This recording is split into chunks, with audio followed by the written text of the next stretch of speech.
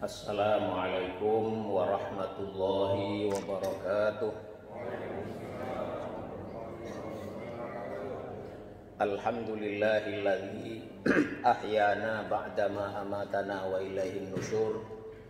Segala puji bagi Allah Subhanahu wa taala yang telah menghidupkan kita kembali setelah kematian sementara kita, sebagaimana dalam firman Allah Subhanahu wa taala dalam surat Az-Zumar, Allahu yatawaffal anfusa hina mautiha wallati lam tamut fi manamiha fayumsikul lati qada 'alaiha al-mauta wa yursilul ukhra ila ajalin musamma inna fi dzalika laayatil liqaumi yatafakkarun. Allah dialah zat yang menggenggam jiwa-jiwa manusia. Allahu yatawaffal anfusa hina mautiha, ketika kematian itu sudah datang kepada jiwa-jiwa tersebut. Wallati lam tamut fi manamiha, dan Allah juga zat yang menggenggam jiwa atau nyawa manusia sebelum datang kematiannya, yaitu pada waktu tidurnya. Fayumsikul lati qada 'alaihal mauta wa yursilul ukhra ila ajalin musamma. Maka Allah menahan jiwa-jiwa yang memang sudah datang saat ajalnya, dan Allah kemudian melepaskan jiwa-jiwa yang memang belum datang saat ajalnya, yaitu ketika orang sudah saatnya harus bangun tidur, jiwanya dilepas kembali oleh Allah Subhanahu wa taala. Karena itu kita bersyukur pada pagi hari ini kita masih bisa dikembalikan jiwa kita oleh Allah Subhanahu wa taala ke jasad dan badan kita.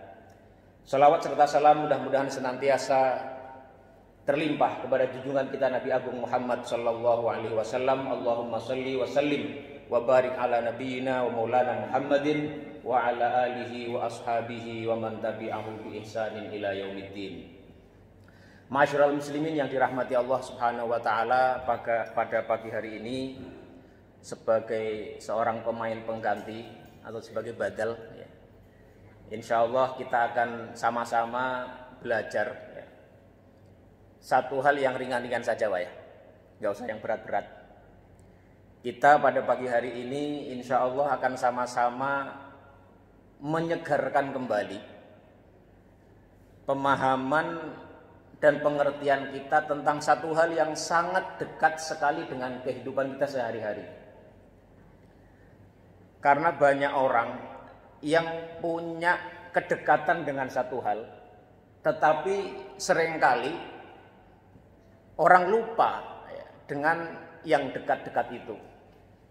Kadang kita dekat dengan istri kita, dekat dengan anak kita, tapi kita nggak paham betul sifat, perilaku, karakter, kekhasan yang dimiliki oleh orang-orang dekat kita itu, sehingga kita salah memperlakukannya.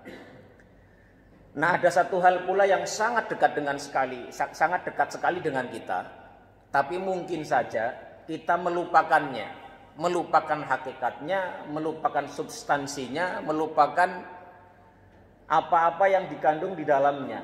Yang dekat itu apa? Dia adalah suratul Fatihah. Suratul Fatihah itu sesuatu yang sangat dengan kehidupan kita sehari-hari sebagai seorang muslim. Minimal dalam sehari semalam kita membacanya atau mendengarkannya 17 kali. Tidak ada orang yang tidak membaca suratul Fatihah. Tidak ada orang yang tidak mendengar suratul Fatihah kalau sholatnya berjamaah di sholat-sholat yang jahriyah. Surat ini juga surat yang pertama kali kita hafal ketika kita masih kecil dulu. Tapi barangkali dengan kedekatan itu, dengan rutinitas kita sering membacanya, sering mendengarkannya, jangan-jangan kita alfa, jangan-jangan kita abai terhadap kandungan makna yang ada dalam surah ini. Padahal surah ini itu disebutkan dalam satu hadis dari sahabat Abu Sa'id Ibnu Al-Mu'alla yang ada dalam Sahih Bukhari. Itu disebutkan bahwasanya Rasulullah Shallallahu Alaihi Wasallam pernah mengatakan, beliau pernah bersabda bahwasanya suratul Fatihah itu adalah a'dhamu suratin fil Quran, sebagai surah yang paling agung dalam Al-Quran. Nah, kalau Al-Quranul Karim adalah wahyu Allah yang paling istimewa, wahyu Allah yang paling luar biasa dibanding wahyu-wahyu Allah Subhanahu wa Ta'ala yang sebelumnya pernah diturunkan kepada nabinya, maka di Al-Quran itu sendiri ada satu surat yang surat itu adalah paling agung dari surat-surat yang lainnya, dan itulah suratul Fatihah. Jadi kalau begitu kesimpulannya adalah suratul Fatihah adalah wahyu Allah yang paling agung sepanjang masa. Karena Al-Quran adalah wahyu Allah yang paling agung. Dan di antara wahyu yang paling agung dari Al-Quran itu ada yang paling agung lagi, yaitu suratul Fatihah. Sesuai sabda Rasulullah seperti yang tertera dalam Sahih Al-Bukhari. Maka dari itu suratul Fatihah adalah wahyu Allah yang paling agung, yang paling dahsyat, paling hebat yang pernah Allah Subhanahu wa Ta'ala turunkan ke muka bumi ini. Jadi kalau kita faham ini, kita menjadi mengerti seberapa besar berharganya, seberapa tinggi nilai dari suratul Fatihah yang 17 kali minimal kita baca sehari-hari, yang sangat dekat dengan kehidupan kita sehari-hari. Tapi jangan-jangan tadi itu ya, kita abai, lupa, atau bahkan jangan-jangan belum pernah paham, belum pernah membaca tafsirnya, belum pernah mengerti apa makna di dalam suratul Fatihah itu. Ini ya. Nah, suratul Fatihah ya, itu di dalam Khazanah ya, itu disebutkan memiliki banyak nama. Kalau Al-Imam As-Suyuti dalam Al-Itqan fi Ulumil Quran, beliau menyebut suratul Fatihah itu memiliki lebih atau sekitar 20 nama. Jadi kalau ada satu hal yang memiliki gelar atau memiliki nama banyak, itu menunjukkan kehebatan yang diberi gelar itu, atau kehebatan yang diberi nama itu. Tetapi dari sekian banyak nama-nama suratul Fatihah, ada yang populer ya. Kita akan sebutkan 3 saja yang populer, yang selama ini seringkali disematkan untuk menamakan suratul Fatihah. Dan dari 3 nama itu kita sudah bisa menangkap sedemikian luar biasa ya suratul Fatihah itu. Yang pertama, suratul Fatihah itu dinamai dengan suratul Fatihah atau Fatihatul Kitab, karena dia di seluruh mushaf yang pernah ada, yang ditulis sejak zaman Rasulullah SAW, kemudian dibukukan pertama kali pada zaman Abu Bakar, itu urut-urutannya sudah ditentukan oleh Rasulullah SAW. Jadi urutan surat dalam Al-Quran itu sifatnya tauqifi, sesuatu yang sudah ada panduannya dari wahyu melalui Rasulullah SAW. Nah, Al-Fatihah itu disebutkan atau ditempatkan di halaman pertama dari mushaf Al-Quran ya. Makanya dia disebut sebagai Fatihatul Kitab atau pembukaannya ya, pendahuluan daripada Alkitab. Summiyat ya, Fatihatul Kitabi ya, atau summiyat Fatihatul Kitabi li'annaha yuftahu bi kitabatihal masahif wa yuqra'u biha fis shalawati. Disebut sebagai Fatihatul Kitab atau suratul Fatihah karena dia mendahului ya, surat-surat yang lain yang ada dalam mushaf, dan juga dia adalah surat yang pertama dibaca dalam sholat-sholat kita. Ini. Yang kedua, nama lain dari suratul Fatihah itu adalah Ummul Kitab. Ummul Kitab itu kalau secara mudah dalam bahasa kita disebut sebagai induknya atau ibunya Alkitab, Al-Quran itu. Nah, mengapa dia disebut sebagai Ummul Kitab?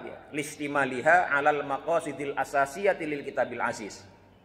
Karena dia mengandung atau berisi tentang inti, pokok-pokok tujuan-tujuan utama ya, dari apa yang dikandung dalam Al-Quran secara keseluruhannya. Jadi kalau dalam Al-Quran itu ada tema tentang akidah, maka itu di suratul Fatihah sudah ada. Kalau Al-Quran berbicara tentang syariah atau ibadah, maka di suratul Fatihah itu sudah ada intinya di situ, pokoknya ada di situ. Kalau Al-Quran itu berbicara tentang kisah-kisah, maka di suratul Fatihah juga sudah ada pokoknya, sudah ada dasarnya di situ. Kalau Al-Quran berbicara tentang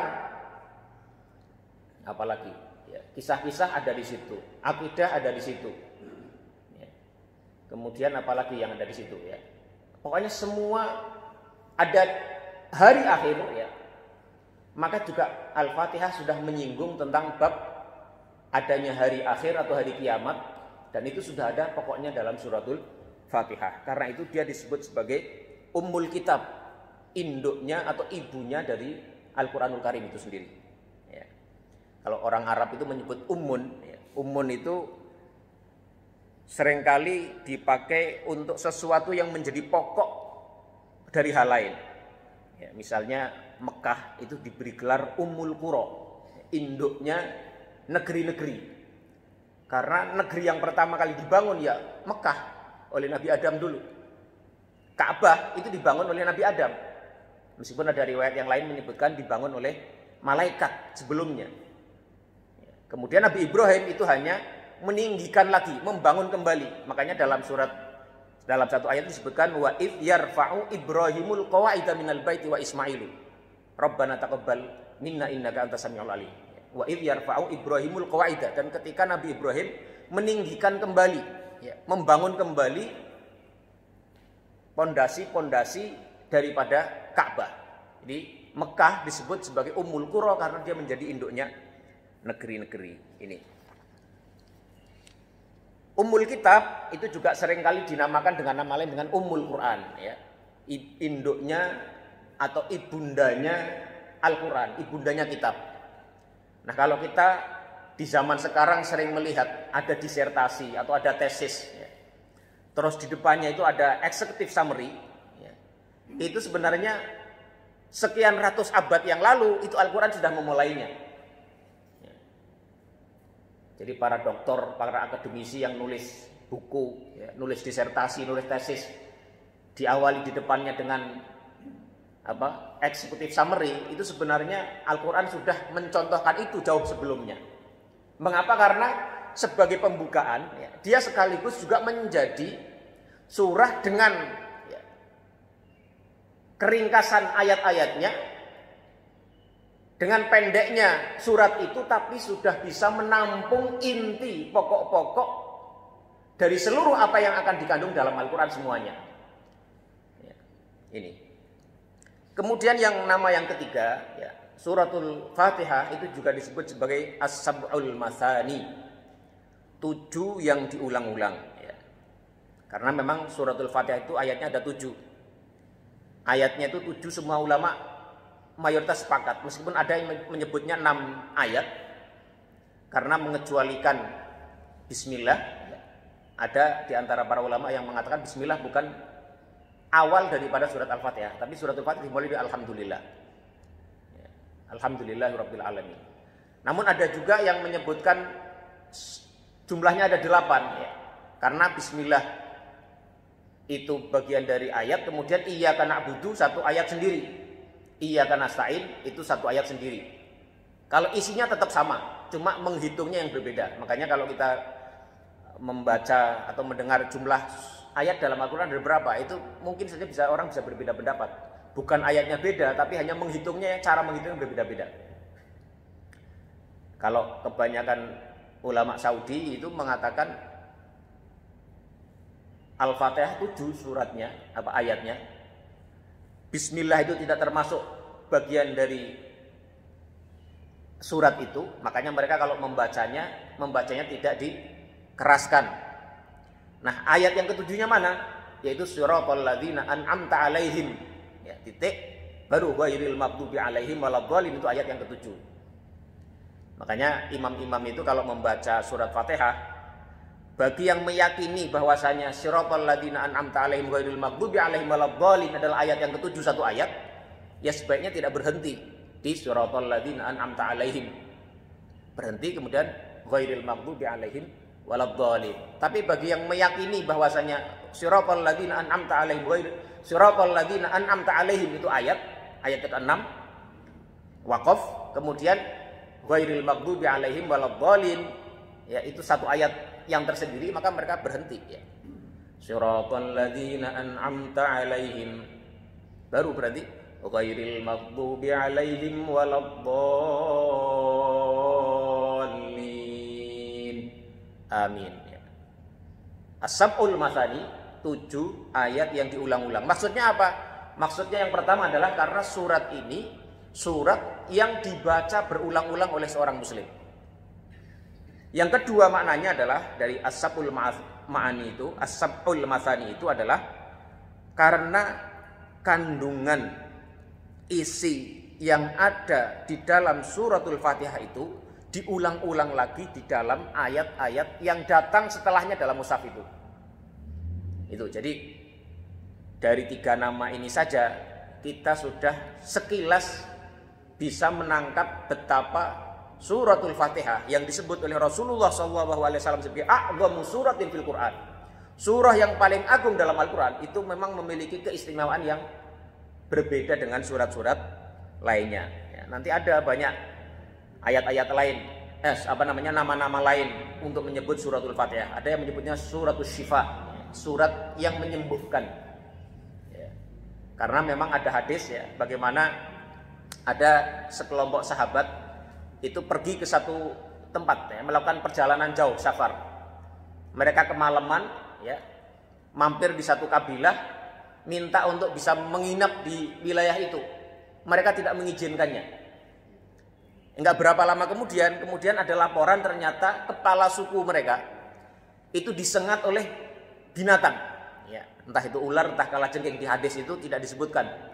Disebutkannya ludigho, ya, disengat oleh entah itu ular atau entah oleh kalajengking.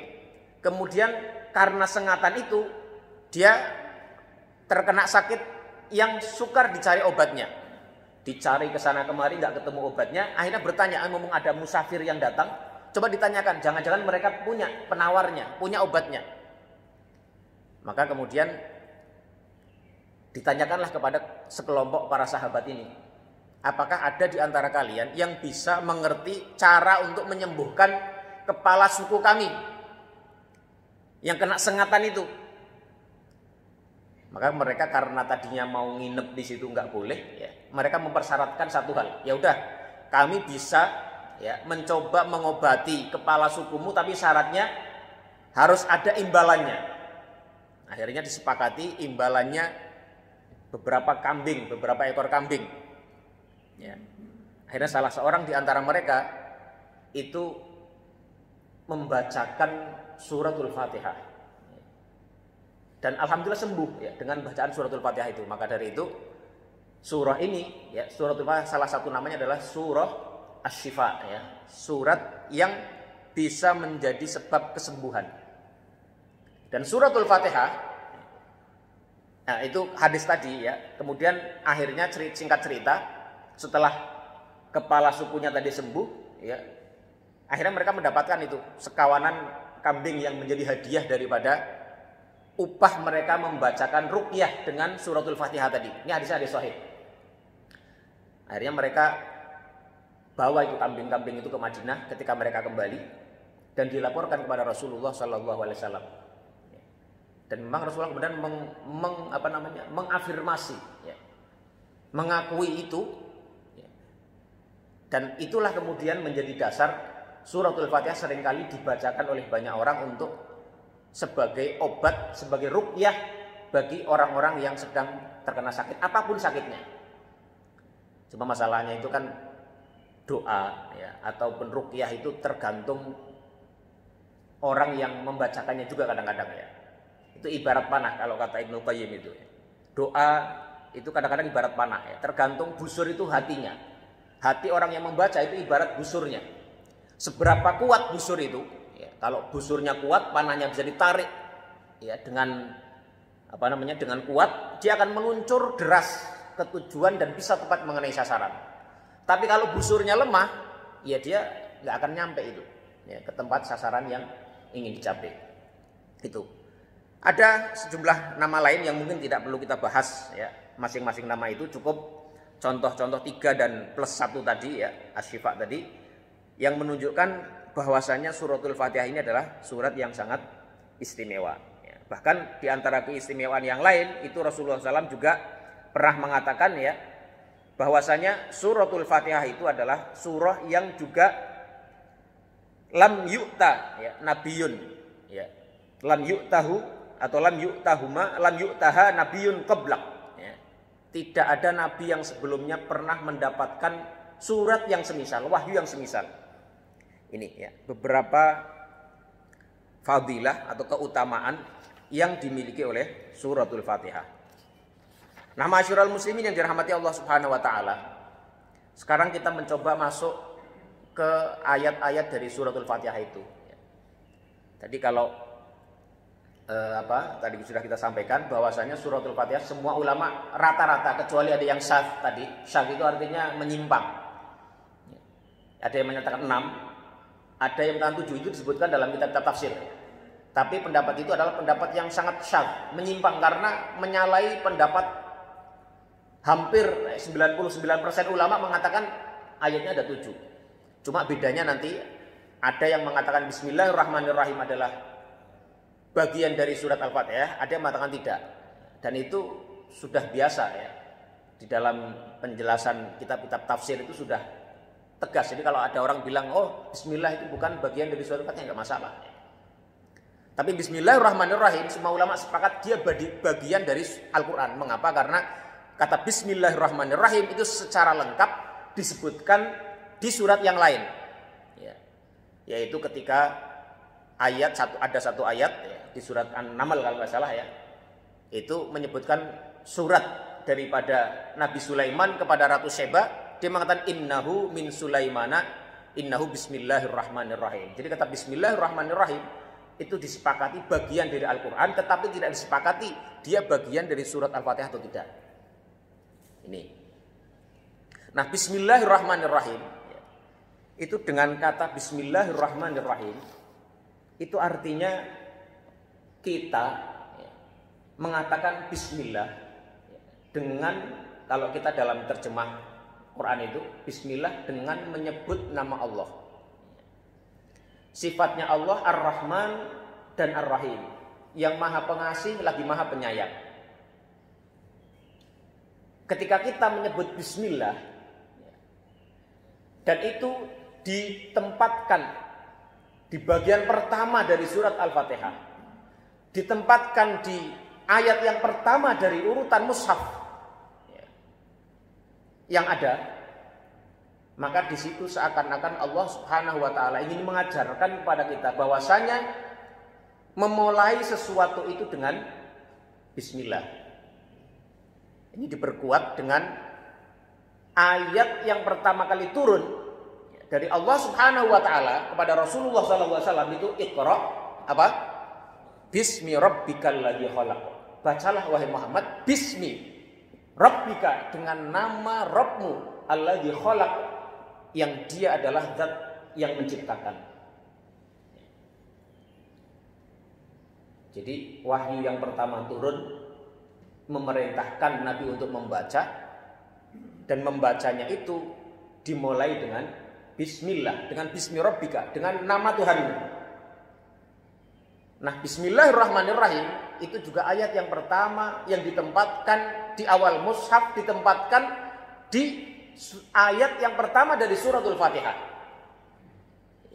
Hal ini untuk menunjukkan bahwasannya segala sesuatu itu harus dimulai dengan menyebutkan nama Allah Subhanahu wa taala. Makanya ada beberapa hadis ya, meskipun hadisnya itu diperdebatkan. Ada yang mengatakan hadisnya hadis sahih, hadis hasan, namun banyak pula yang mengatakan hadisnya hadis yang dhaif atau hadis yang lemah. Bahwasanya Rasulullah SAW diriwayatkan beliau bersabda, kullu amrin dzibalin la yubda'u bi bismillahirrahmanirrahim fahuwa aqta. Ya. Atau dalam riwayat lain fahuwa abtar. Ya. Setiap segala hal, segala sesuatu yang dianggap penting kemudian tidak dimulai dengan bismillahirrahmanirrahim, tidak dimulai dengan menyebut nama Allah, fahuwa aqta, atau dalam riwayat lain fahuwa abtar, atau dalam riwayat lain fahuwa ajdam ay naqisul barakah. Jadi segala sesuatu yang tidak dimulai dengan nama Allah itu dia berkurang keberkahannya.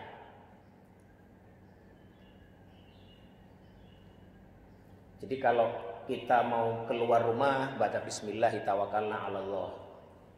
Mau makan baca bismillah, samillah wa kul biyaminika kata Rasulullah. Kalau kamu mau makan, samillah, sebutlah nama Allah, wa kul biyaminika, dan makanlah dengan tangan kananmu. Mau tidur baca bismillah, bismikallahumma amutu wa ahya. Mau bahkan mau maaf ya, mendatangi suami istri, ya, itu baca bismillah. Allahumma jannibna syaitan wa jannibi syaitana ma razaqtana. Jadi segala hal dimulai dengan bismillah, karena itu ya, itu bisa mendatangkan keberkahan dari Allah Subhanahu wa taala. Makanya Imam Ibnu Battal itu dalam syarah Sahih Bukhari itu mengatakan bahwasanya kalau kita baca bismillah ya, sebelum segala hal yang kita mulai, sebelum segala hal kita lakukan, itu adalah yang pertama adalah tabarrukan biha. Kita mengambil keberkahan dengan menyebut nama Allah itu, memulai sesuatu dengan nama Allah itu. Yang kedua, maknanya adalah istisy'aran bi anna Allaha huwa al-mu'inu 'alaihi wal muyassir lahu. Dengan menyebut bismillah, kita juga merasakan atau meyakini bahwasannya hanya dengan pertolongan Allah sajalah, dan hanya dengan kemudahan dari Allah sajalah kita bisa melakukan perbuatan ini, kita bisa melakukan aktivitas ini. Jadi yang pertama adalah untuk mendapatkan barokah dari Allah Subhanahu wa taala, dan kedua untuk menanamkan dalam diri kita bahwa kita tidak bisa, tidak mungkin mampu untuk melakukan satu hal ini kecuali dengan bantuan, pertolongan dan kemudahan yang Allah Subhanahu wa taala berikan kepada kita. Itu ayat yang pertama, Bismillahirrahmanirrahim. Bismillahirrahmanirrahim, dengan nama Allah ya. Bismillah, kalau ada isim mufrad kemudian diidhofahkan ya kepada satu objek lain ya, pada satu hal, maka makna yang dimudhafkan itu adalah sesuatu yang bersifat umum. Jadi kata bismillah itu artinya aku ya, dengan ini ya, memulai apa yang aku lakukan ini dengan menyebut seluruh nama Allah yang ada. Bukan satu nama, tapi seluruh asmaul husna itu disebutkan di situ.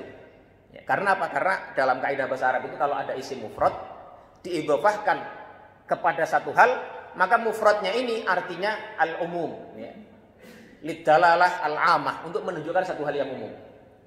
Ini Bismillahirrahmanirrahim, dengan menyebut nama Allah ya, seluruh nama-nama Allah. Ar-Rahmanir-Rahim, yang maha pengasih lagi maha penyayang. Nanti akan kita bahas mengenai pengasih dan penyayang ini di ayat yang berikutnya. Ayat yang kedua, Alhamdulillahi Rabbil Alamin. Segala puji bagi Allah Subhanahu wa ta'ala, yang mana dia adalah zat yang menjadi Rabbnya seluruh alam semesta. Kata Alhamdulillah, segala puji bagi Allah. Kata Alhamdulillah, seringkali orang mengidentikan kata ini dengan kesyukuran. Tapi sejatinya ya, Alhamdulillah itu sifatnya lebih umum dibanding syukur. Mengapa? Karena Alhamdulillah itu bentuknya pujian, tahmid, memuji Allah Subhanahu wa ta'ala. Alhamdulillah, segala puji itu hanya milik Allah Subhanahu wa ta'ala.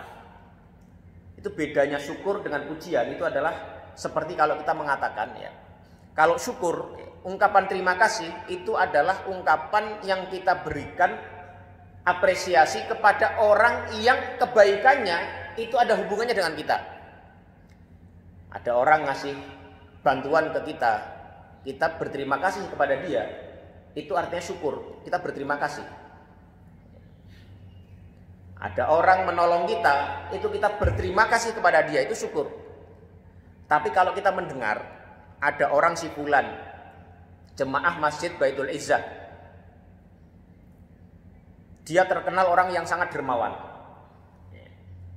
tapi kedermawanan itu saya tidak pernah mendapatkannya. Dia sering menyumbang ke orang-orang miskin. Karena saya misalnya, kita misalnya bukan termasuk orang miskin, kita tidak pernah mendapatkan kebaikan dari dia.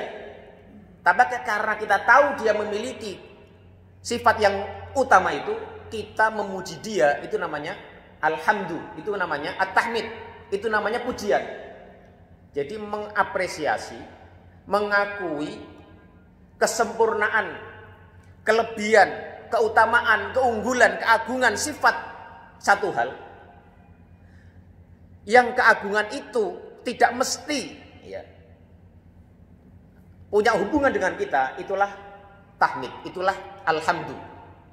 Jadi kita memuji Allah Subhanahu wa taala bukan karena saja dia adalah zat yang memberikan nikmat kepada kita, tapi dia juga zat yang nikmatnya itu mencakup semua makhluknya, yang keagungannya itu mencakup segala hal, meskipun sebagiannya mungkin tidak kita rasakan. Makanya di dalam ayat Al-Quran banyak sekali kata tahmid itu untuk mengungkap satu hal yang tidak secara langsung ada hubungannya dengan kita. Misalnya alhamdulillah, dalam surat Al-Kahfi itu alhamdulillah alladzi anzala ala abdihil kitaba wa lam yaj'al lahu iwaja. Alhamdulillah, segala puji bagi Allah, zat yang menurunkan kepada hambanya yaitu Rasulullah SAW Alkitab, kitab Al-Quran itu, walam yaj'al lahu iwaja, dan dia tidak menjadikannya ada kebengkokan di situ. Alhamdulillahilladzi khalaqas samawati wal arda.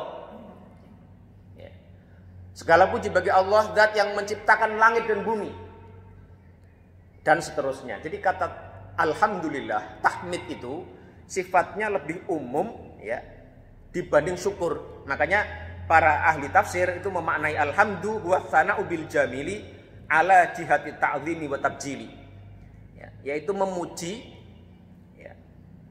satu aspek positif yang nuansanya itu adalah mengagungkan, menempatkan yang dipuji itu dalam tempat yang tinggi. Itu alhamdulillahi rabbil alamin. Kalau Imam An-Nawawi itu, Nawawi Al-Bantani itu biasanya kalau kita ngaji di kampung itu, alhamdu segala puji yang ada yang 4 hal. Jadi pujian itu ada 4 hal. Dan 4 hal bentuk pujian itu semuanya dikembalikan kepada Allah Subhanahu wa taala. Apa itu yang 4 hal? Pujian Allah atau pujian Khalik kepada dia sendiri. Allah memuji dirinya sendiri, atau Allah memuji kepada makhluknya yang kedua, atau makhluk memuji kepada Allah, kepada Khaliknya, atau sesama makhluk saling memuji. Itu pada hakikatnya semua itu kembali kepada Allah Subhanahu wa taala. Maka kalimat alhamdulillah, segala puji itu kembali milik Allah Subhanahu wa taala, karena segala pujian itu pada hakikatnya layaknya kembali kepada Allah Subhanahu wa taala. Kalau ada orang memuji kita sebagai orang yang pandai, sebagai orang yang cakep, sebagai orang yang kuat, sebagai orang yang hebat, itu pada dasarnya pujian itu harus dikembalikan kepada siapa? Kepada Allah Subhanahu wa ta'ala. Karena tanpa Allah Subhanahu wa ta'ala nggak ada kehebatan itu. Tanpa Allah Subhanahu wa ta'ala nggak ada segala kepintaran dan kepandian itu. Tanpa Allah Subhanahu wa ta'ala tidak ada prestasi itu. Jadi alhamdulillahirabbil alamin mengembalikan segala hal bentuk apresiasi, segala hal bentuk terima kasih, segala hal bentuk kelebihan, segala hal bentuk pujian itu hanya kepada Allah Subhanahu wa ta'ala. Jadi orang kalau faham makna ini, nggak ada orang sombong, nggak ada orang yang merasa dirinya paling hebat, nggak ada orang yang merasa jumawa. Karena apa? Semua itu kembali kepada Allah Subhanahu wa ta'ala. Alhamdulillahirabbil alamin. Nah, ayat ini juga memberikan makna yang lain, yaitu bahwasanya karena Allah adalah zat yang layak dan berhak mendapatkan pujian, yang terus menerus, yang konstan, yang tidak pernah berhenti, maka ini juga bisa menumbuhkan sifat atau sikap optimisme dalam kehidupan kita sebagai seorang muslim. Jadi seorang muslim itu ya hidupnya tidak pernah lepas dari syukur. Ada sebuah sabda dari Rasulullah SAW ya, riwayat. Ini hadisnya banyak yang menyebutkan derajatnya sebagai hasan ya. Man asbaha minkum mu'afan aminan fi sirbihi mu'afan fi jasadihi wa indahu qutu yaumihi fa ka'annama hizat lahu dunya bihadafiriha. Kalau ada salah seorang di antara kalian pagi-pagi bangun dari tidurnya, ya, masuk di pagi hari, aminan fi sirbihi, dia merasa aman di rumahnya, merasa aman dalam dirinya, merasa aman dalam keluarganya. Enggak ada ancaman, enggak ada ketakutan, enggak ada kekhawatiran. Mu'afan fi jasadihi, badannya sehat. Ya kalau ada sakit ringan saja. Wa indahu qutu yaumihi, dan pada hari itu dia tahu ada makanan yang bisa dia makan pada hari itu. Fa ka'annama hizat lahu dunya bihadzafiriha. Maka seakan-akan dia seperti orang yang diberikan dunia dengan segala isinya. Jadi seorang mukmin itu oleh Rasulullah SAW diajarkan untuk senantiasa itu punya nilai alhamdulillahirabbil alamin tadi. Merasa bersyukur terus, merasa bahwasanya Allah itu adalah zat yang sangat luar biasa terpuji, zat yang sangat luar biasa agung, zat yang maha pemberi, zat yang maha menyediakan segalanya untuk hamba-hambanya. Maka hidupnya itu dipandang dengan positif. Hidupnya senantiasa bersyukur. Ya, vibe-nya itu vibe yang tidak negatif. Makanya Rasulullah SAW juga mengajarkan ya, ungduru ila man huwa asfala minkum wala tangduru ila man huwa fawqakum dzalika ajdaru alla tasdaru ni'matallahi alaikum. Wahai umatku, ungduru ila man huwa asfala minkum, lihatlah orang yang lebih rendah dari kalian, lebih buruk nasibnya dari kalian. Hari ini masih ada makanan yang bisa kalian makan. Itu di sana banyak orang kesulitan mencari makan. Hari ini sakit kamu hanya sakit flu ringan saja. Banyak di sana orang yang sakitnya lebih berat lagi. Hari ini ya, lihat bulan ini gajian masih mencukupi untuk kebutuhan 1 bulan. Di sana masih banyak orang-orang yang bahkan nyari uang aja sulit. Ungduru man huwa asfala minkum, lihatlah kepada orang yang lebih rendah dari kalian, wala tangduru ila man huwa fawqakum, dan janganlah engkau lihat orang yang lebih ya keadaannya dari kalian, dzalika ajdaru alla tasdaru ni'matallahi alaikum. Itu lebih layak bagi kalian agar kalian bisa menghargai sekecil apapun nikmat Allah yang berikan kepada kalian. Itu ya. Alhamdulillahi rabbil alamin. Segala puji bagi Allah, Rabbnya semesta alam. Mengajarkan kepada kita selain tadi ya, mengerti bahwasanya Allah adalah zat yang maha memiliki segala pujian yang layak untuk dia. Dialah pula yang menjadikan ini semua, dunia dengan segala isinya, menjadikan kita, menyiapkan kita ya. Yang itu semuanya adalah pemenuhan daripada Allah sebagai Rabbul alamin tadi, Tuhannya semesta alam. Dan yang menarik di sini menggunakan kata Rabbul alamin. Ya, Rabba ya rubu, itu artinya adalah nasya'a syai'a ya, min halin ila halit tamam. Membimbing, memelihara, menumbuhkan, menciptakan dari tidak ada menjadi ada, memeliharanya hingga menjadi titik, menuju titik kesempurnaan, itulah Rabbun.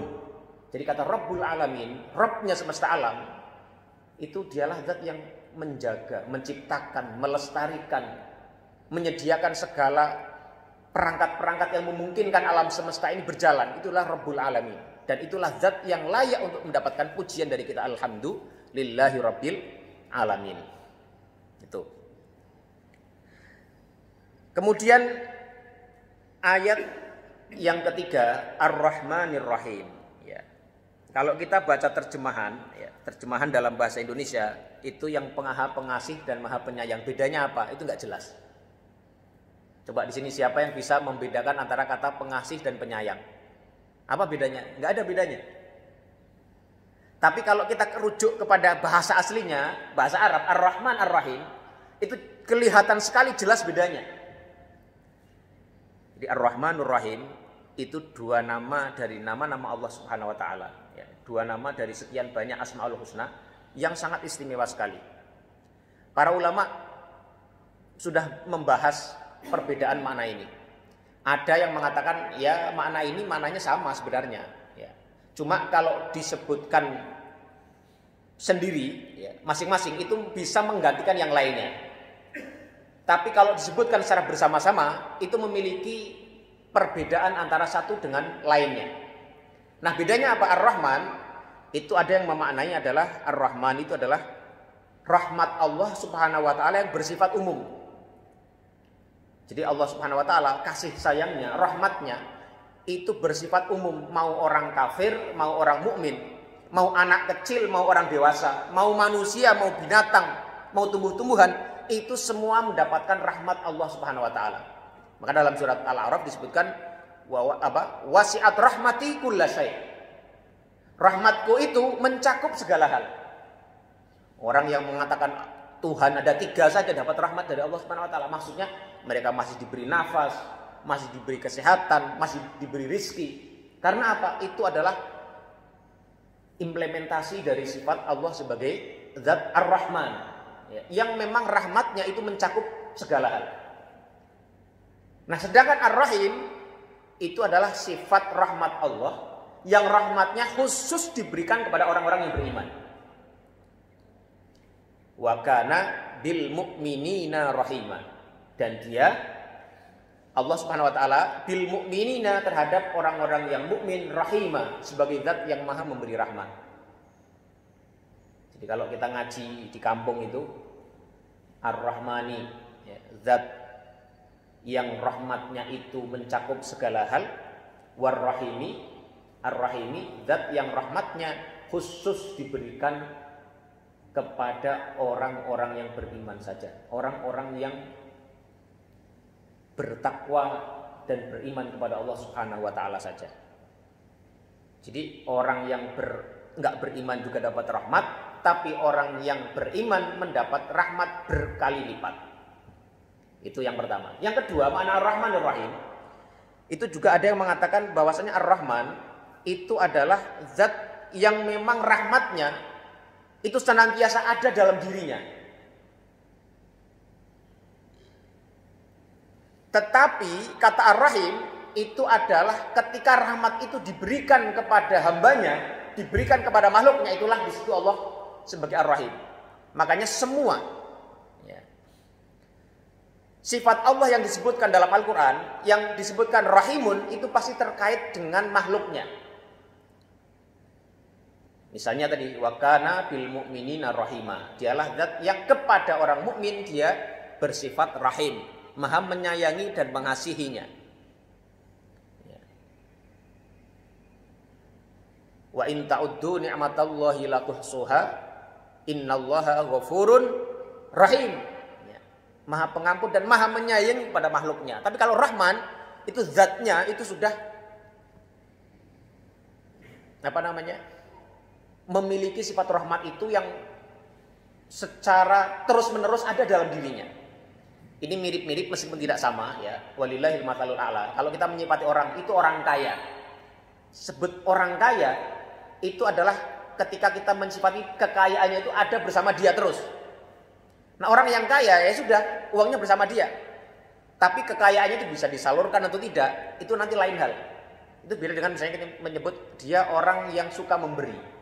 Nah, itu berbeda. Kekayaannya ketika diberikan kepada orang lain itu mirip-mirip dengan kata-kata dia adalah orang yang suka memberi. Nah, kata Ar-Rahman itu mirip meskipun sekali lagi tidak sama, hanya untuk memudahkan pemahaman. Seperti kita mensifati orang, dia adalah orang kaya. Jadi orang yang sifatnya memiliki kekayaan itu secara terus-menerus. Tapi kalau Ar-Rahim seperti kita mensifati dia adalah orang yang suka memberi. Jadi rahmatnya itu ketika diberikan kepada hambanya itulah Ar-Rahim. Ini. Nah, dari ayat ini Ar-Rahman Ar-Rahim, kalau kita sudah paham bahwasanya Allah itu maha memberi rahmat, Allah itu maha zat yang rahmatnya sangat agung sekali. Orang yang baik, orang yang buruk, orang kafir, orang mukmin semua mendapatkan rahmatnya. Maka kalau kita sudah mengerti paham ayat ini sekaligus memberikan pelajaran kepada kita, hendaknya kita juga bisa mengambil iktibar dari itu. Marilah kita meluapkan, ya, menebarkan Rahman dan Rahim, sifat Allah Rahman dan Rahim yang diberikan kepada kita itu untuk diberikan kepada orang lain. Jadi kasih sayang kita sebagai manusia, mari kita juga sebarkan, lebarkan kepada orang-orang yang ada di sekitar kita. Karena Allah ada zat yang maha kuasa, zat yang Rabbul Alamin adalah Rahman Rahim, maka kita pun seharusnya sebagai makhluknya, sebagai hambanya juga menebarkan kasih sayang kepada orang-orang di sekitar kita. Rasulullah SAW pernah bersabda, irhamu man fil ardi yarhamkum man fis sama. Berilah rahmat, kasihanilah orang-orang yang ada di muka bumi, maka Allah Subhanahu wa taala akan memberikan rahmat kepadamu. Ini. Jadi pelajaran Ar-Rahman Ar-Rahim itu mengajarkan kepada kita untuk senantiasa menebarkan kasih sayang kepada orang di sekitar kita. Kita pernah mendengar, saya yakin semua pernah mendengar, ya, bagaimana ada seorang perempuan pezina yang gara-gara dia memberi air kepada seekor anjing, itu Allah masukkan ke surga karena perbuatan itu. Itu adalah bentuk ekspresi kasih sayang kepada makhluk Allah Subhanahu wa taala. Kalau memberi minum kepada seekor anjing saja bisa menyebabkan ampunan Allah dan rahmat Allah sehingga dia dimasukkan ke surga, lantas kebaikan sebesar apa yang bisa kita dapatkan kalau kita memberikan minuman, kita memberikan makanan, kita memberikan kasih sayang kita kepada orang-orang di sekitar kita. Maka hadis-hadis Rasulullah sangat banyak sekali yang menyebutkan kalau kita membantu orang lain itu fadilahnya besar sekali. Kadang-kadang ada hadis menyebutkan kalau kita menjenguk orang sakit itu seperti orang yang umroh. Ada hadisnya. Atau seperti sholat qiyamul lail. Ya, orang membantu orang lain itu seperti dia melakukan ibadah-ibadah yang jauh lebih dahsyat lagi. Ini menunjukkan bahwasanya menebarkan kasih sayang, menebarkan rahmat, cipratan rahmat Allah yang diberikan kepada kita, itu seharusnya menjadi salah satu karakter penting bagi kita yang biasa membaca surat Al-Fatihah, Ar-Rahmanir Rahim. Itu. Namun di balik itu ada makna lain juga, ya, Ar-Rahmanir Rahim itu. Jadi kalau kita baca Al-Fatihah, Bismillahirrahmanirrahim, Alhamdulillahirabbil alamin. Segala puji bagi Allah, zat yang menjadi Rabb-nya Tuhan semesta alam. Kita begitu mendengar itu, Rabb, ya, kata Rabb, ya, Tuhan semesta alam, itu seakan-akan kita membayangkan satu sosok, ya, Rabb yang sangat berkuasa, sangat memiliki kehebatan yang dahsyat, sehingga kita ada rasa khawatir, takut. Maka dari itu Al-Quran lantas datang dengan sifat penting dari Rabb itu, Tuhan semesta alam yang kekuasaannya tanpa batas itu, dia adalah zat yang sifat utamanya apa? Ar-Rahmanir Rahim, yang memiliki sifat yang sangat pengasih dan penyayang. Yang kasih sayangnya tidak hanya dilimpahkan kepada orang yang mukmin saja, orang-orang yang patuh kepada dia saja, tapi juga kepada siapapun daripada hambanya. Mau makhluk hidup, mau hewan, mau binatang, mau orang soleh, mau orang toleh, mau orang mukmin, orang kafir, semua mendapatkan rahmat Allah Subhanahu wa taala. Dialah zat yang layak untuk kita berikan cinta kita kepada Allah Subhanahu wa taala, sehingga sekali lagi kita membentuk konsepsi kita terhadap Rabb kita, terhadap Allah itu sebagai Rabb yang maha pengasih dan penyayang. Ini. Ayat yang selanjutnya yang keempat, Maliki Yaumiddin, zat yang memiliki hari pembalasan. Jadi kalau kita sudah merasa optimis, merasa senang, oh Rabb kita maha pengasih, maha penyayang. Wah, kalau gitu kita santai-santai sajalah. Mau berbuat apapun, toh Tuhan kita maha pengasih lagi maha penyayang, paling diampuni. Enggak begitu. Ada kalimat Maliki Yaumiddin. Dialah zat yang maha menguasai, memiliki hari pembalasan. Artinya semua perbuatan kita itu ada balasannya. Nah, ayat ini Maliki Yaumiddin itu menunjukkan bahwasanya di hari akhirat nanti manusia itu akan menghadapi hari pembalasan, Yaumul Hisab, hari di mana segala amal perbuatan kita dipertanggungjawabkan di situ. Ayat ini memiliki arti yang sangat penting sekali. Ini menjadi pembeda jalan antara orang-orang yang beriman kepada hari akhir dan mana yang bukan. Kalau orang percaya pada hari akhir, dia mengerti dan paham betul bahwasanya apa yang di dunia ini itu hanyalah sifatnya sementara saja. Dunia bukan tempat kita mendapatkan keadilan yang sebenar-benarnya. Kalau ada orang kita berikan bantuan kepada dia terus dia tidak berterima kasih. Ada orang yang kita berbuat baik kepada dia, dia balas dengan keburukan. Ada orang yang kita beri susu kepada dia, dia membalas dengan air tuba. Jangan khawatir, ada Yaumuddin, ada hari pembalasan. Di mana di situ? Wa ma jazaul ihsan illa ihsan. Tidak ada pembalasan kebaikan kecuali akan dibalas dengan kebaikan. Tidak ada keburukan kecuali akan dilihat, ditemui sebagai keburukan. Orang yang percaya ini, maka dia akan merasa tenang hidupnya. Nggak peduli orang mau berterima kasih mau enggak, orang mau membalas kebaikan kita atau enggak, orang mau mengapresiasi kontribusi kita atau tidak, itu masa bodoh. Karena yang kita harapkan apa? Keridhaan Allah dan pembalasan di Yaumuddin. Ayat yang keempat adalah ayat yang menegaskan iman kepada hari akhir. Allah lah zat yang menguasai hari itu, yang maha adil, maha pemutus keputusan dengan seadil-adilnya. Dan dari situlah seorang mukmin, seorang yang membaca minimal 17 kali suratul Fatihah, dia akan mendapatkan nilai itu dalam dirinya. Orientasi ini adalah orientasi akhirat. Tujuannya adalah tujuan akhirat. Jadi kalau dalam Seven Habits of Highly Effective People itu, 7 kebiasaan dari kebiasaan orang yang sangat efektif itu salah satunya adalah menempatkan tujuan akhir di awal.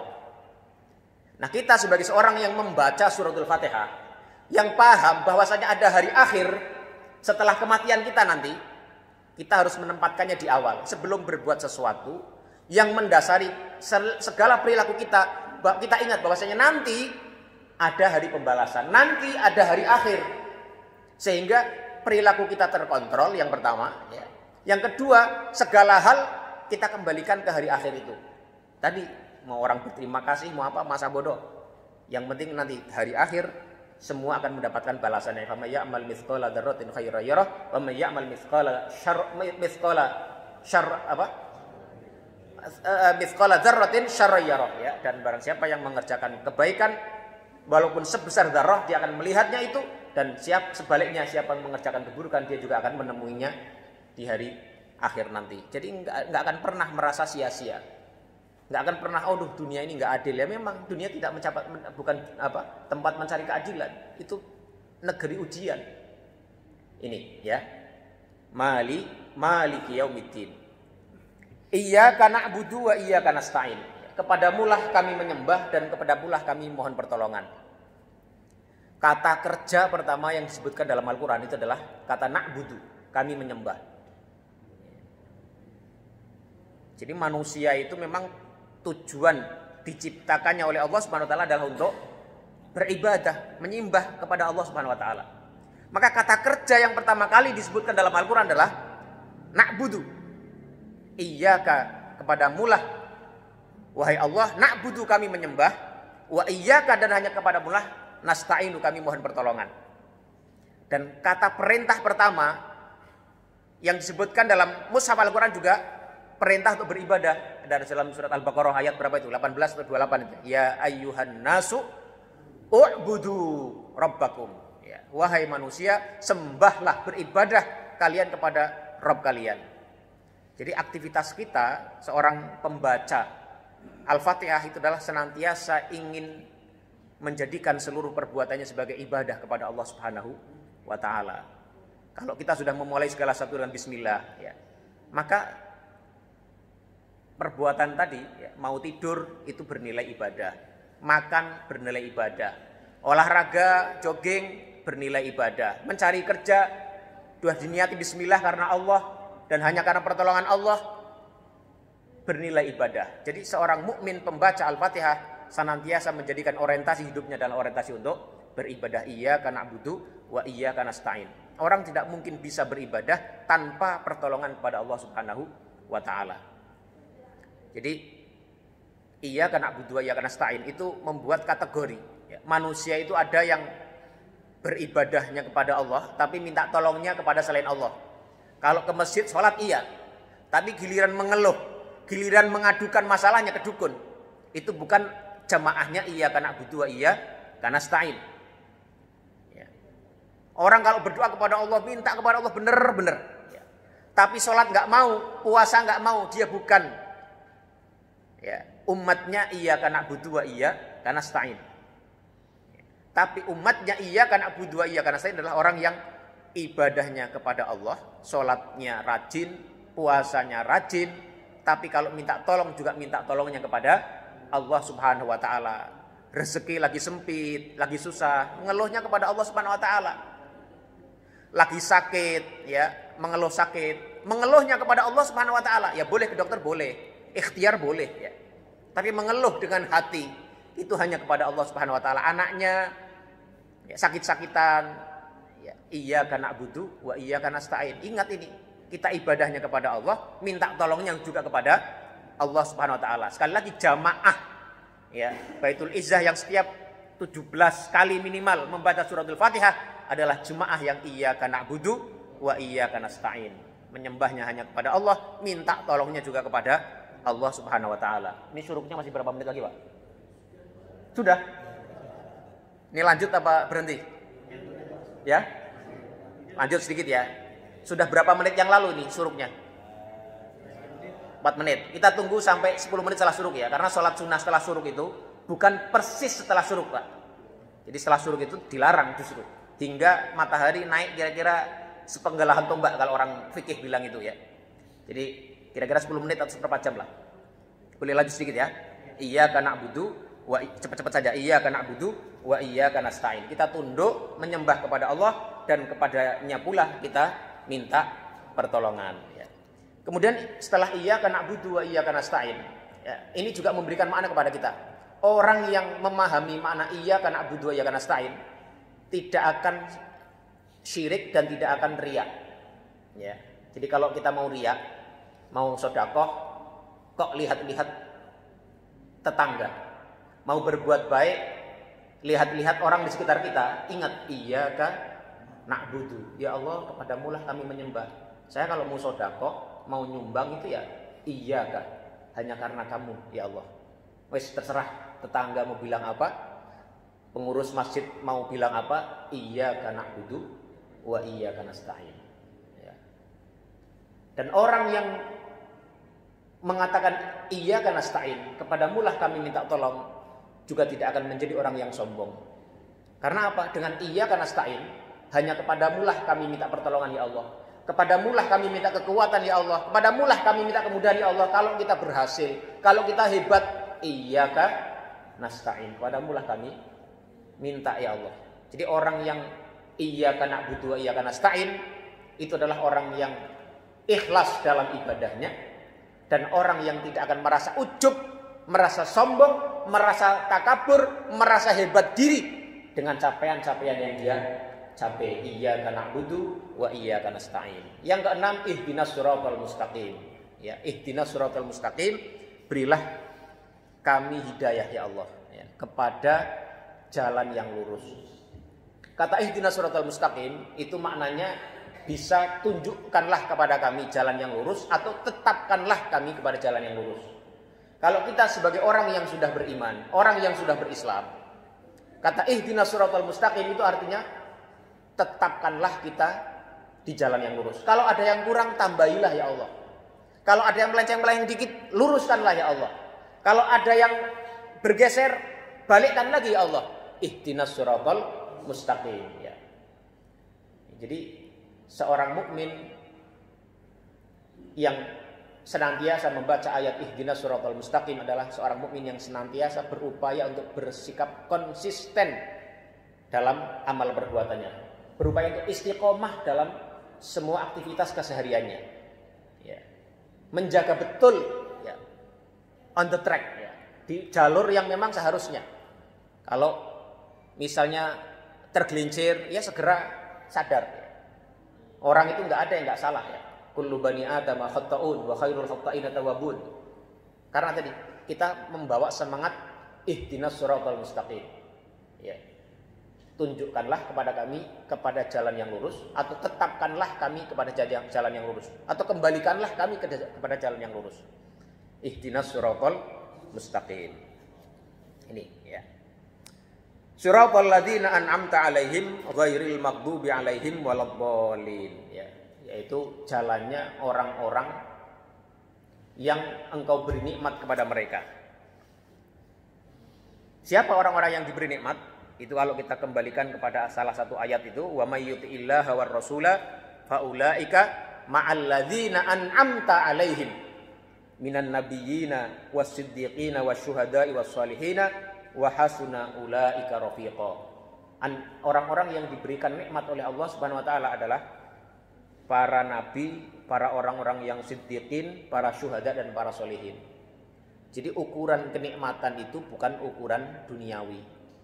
Yang disebutkan oleh Allah sebagai orang-orang yang diberikan nikmat adalah bukan orang-orang yang bergelimang harta, bukan orang-orang yang berduit banyak, bukan orang-orang yang propertinya banyak, tapi minan nabiyina wasiddiqina wasyuhada'i wassalihin. Mereka itu adalah orang-orang yang disifati memiliki kualitas spiritual, memiliki kualitas keimanan yang berbeda dibanding orang-orang lainnya.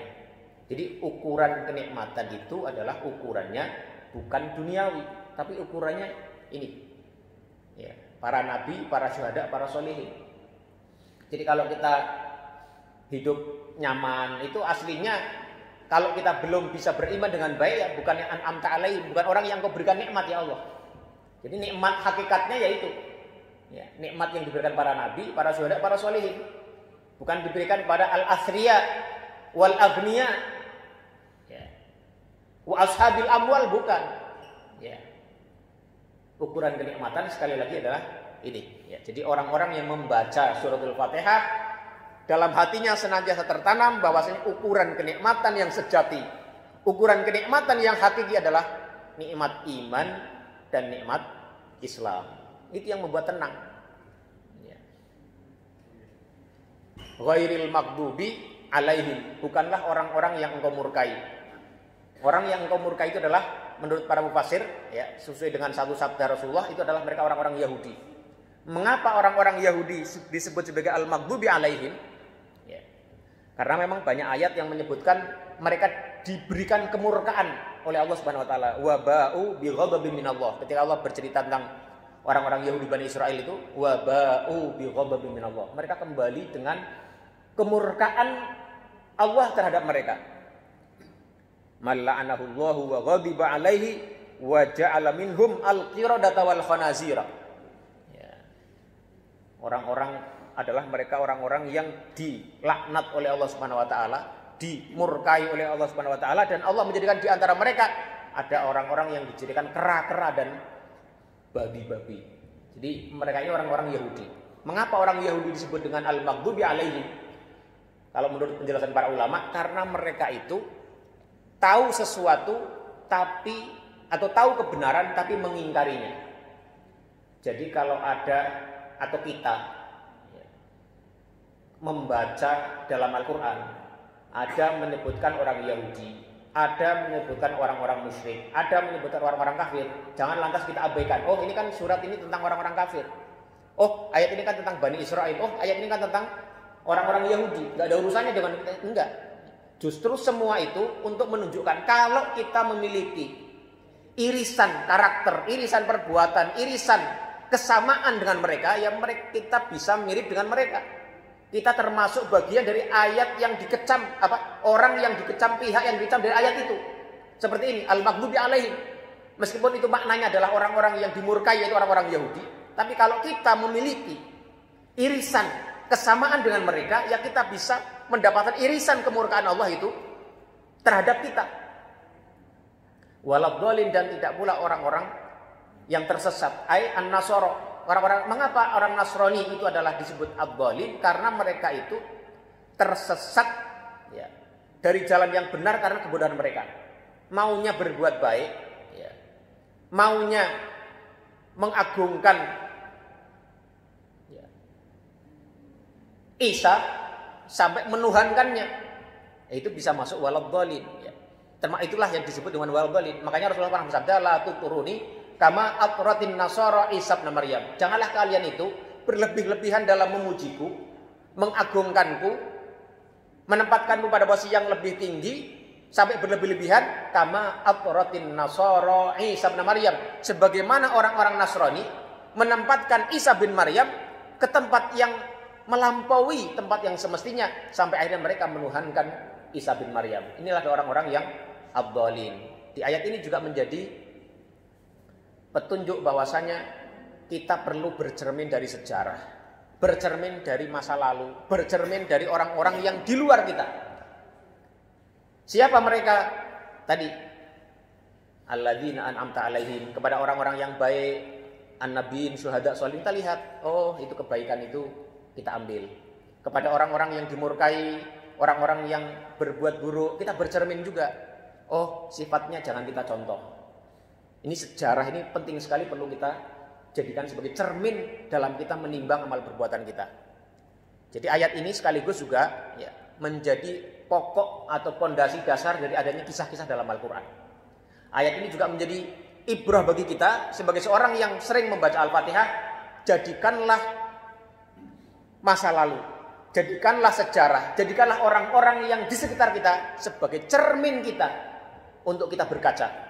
Rasulullah SAW juga pernah diriwayatkan bersabda, al-mu'minu mir'atu akhihil mu'min. Seorang mukmin itu menjadi cermin bagi mukmin yang lainnya. Karena apa? Seorang mukmin itu hendaknya dia bisa bercermin dari sejarah, dari orang-orang baik, dari orang-orang yang buruk, dan juga bercermin dari orang-orang yang ada di sekitar kita. Barangkali ini saja. Sekiranya ada yang bertanya atau menyampaikan pandangannya, silakan.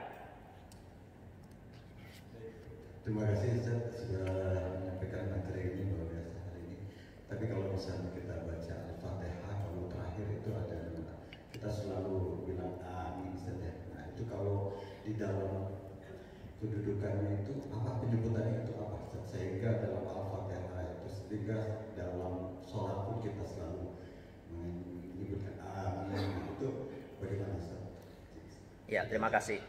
Ya, kata amin itu bisa diucapkan amin atau amin gitu ya. Kalau kita kadang-kadang lihat itu ya, imam di Masjidil Haram itu kadang apa? Ihdinas siratal mustaqim, siratal ladzina an'amta 'alaihim ghairil maghdubi 'alaihim waladdallin. Amin gitu. Ada yang amin, itu dua-duanya boleh. Tetapi ya, tentu kata amin itu bukan bagian dari Al-Quran. Makanya di mushaf enggak ditulis ya. Itu ya. Kalimatu amin ay kalimatu du'ain ya. Kalimat doa. Walaisat minal Qur'anil karim ijma'an, dan bukan menjadi bagian dari ayat Al-Quran secara ijma'. Semua ulama sepakat kata amin adalah bukan dari Al-Quran. Ya, ini. Apa arti amin? Ay istajib du'a'ana ya Rabbi. Kabulkanlah doa kami ya Rabbi. Jadi kata amin itu artinya istajib du'a'ana. Kabulkanlah ya. Apa namanya? Setujuilah permohonan kami ya Allah. Kan Al-Quran tadi surat Al-Fatihah itu kan doa isinya kan. Ihdinas siratal mustaqim, itu tunjukkanlah kepada kami, tetapkanlah kami, luruskanlah kami kepada jalan yang mustaqim. Jalan yang lurus. Jadi karena isinya doa, maka sunnahnya kita membaca amin setelah membaca surat Al-Fatihah, baik di dalam sholat maupun di luar sholat. Jadi hukumnya sunnah. Tapi kalau tidak ya tidak sunnah gitu ya. Kalau rugi kita nggak dapat sunnah. Itu. Nih sekarang kata amin ini lagi rame ya. Nah, ada nggak mau bilangnya qabul katanya. Nah ini amin sekali lagi bukan dari Al-Quran, tetapi dia adalah disunnahkan bagi semua orang yang membaca. Karena gini, membaca Al-Quran itu ya, kalau orang berinteraksi dengan Al-Quran, kalau dia membaca ayat-ayat yang berisi kebaikan, itu harusnya dia berdoa untuk dibimbing mendapatkan kebaikan itu. Kalau ayatnya isinya azab, itu kita minta ampunan kepada Allah dan minta perlindungan kepada Allah agar tidak mendapatkan siksa itu. Jadi harusnya begitu. Dan setiap doa pun ya ini sunnahnya baca amin ya. Itu jelas ya. Ada yang lain? Ada? Nggak ada ya. nggak ada. Jadi kalau ya cukup, jadi Ustaz, lumayan kajiannya luar biasa. Terima kasih Ustaz sudah